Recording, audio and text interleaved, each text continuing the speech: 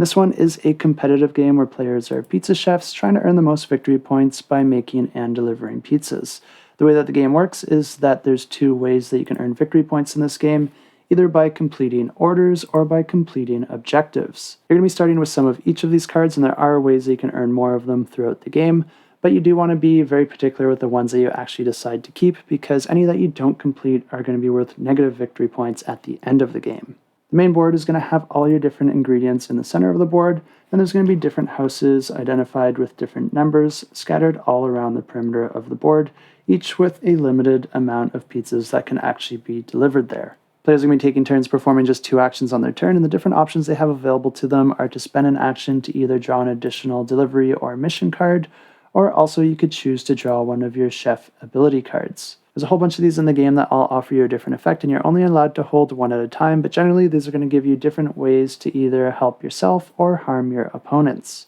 But of course you can't make a pizza without the ingredients, so there is an action to collect those from the center of the board. And the way that this works is that you're going to be choosing any row or column, and then you're going to be collecting all the tiles that either match the same color or that match the same ingredient type, and then you'll be able to take all of those into your supply. This is another thing you want to be very particular with, because any ingredients that you have left over at the end of the game are also worth negative victory points. You will also come across these mystery bags that have both colors on them, but these are always optional to pick up. And these can be nice because they can often give you multiple ingredients, or maybe even a premium ingredient that gives you additional victory points if you happen to use it. But they can also have an expired ingredient, and if you have any of those ingredients already in your supply, you're going to have to discard all of those, making those no longer available to you, which could be a good thing if you're nearing the end of the game and you're not able to use them anyway. You can also use an action to just refresh the market if there's nothing there that you want. And the final thing that you can do with an action point is to just discard one of your ingredients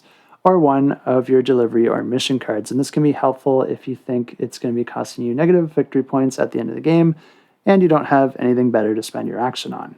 But when you do have the ingredients to complete one of your order cards, you can just go ahead and do that. And the way that this works is that each of these order cards are going to have a house icon on the top left corner of them, indicating which house that pizza needs to be delivered to. As I mentioned before, each of these houses only have a limited number of pizzas that they're willing to accept, but these numbers can come in handy in a few different ways, especially with the different objective cards that might require you to deliver a certain amount of pizzas to a certain numbered house. Whenever you're able to do that, you're going to be putting your colored pizza token on the topmost space beside that house, with each of those spaces giving you a certain amount of victory points. So if you are able to get there first, you will get the most victory points for that location. Once a player delivers their 8th and final pizza, that's going to be triggering the final round for the game. You're going to complete that round and then add up your victory points from your deliveries and any of your objectives, and the player with the most victory points wins the game. And if you are interested to check this one out,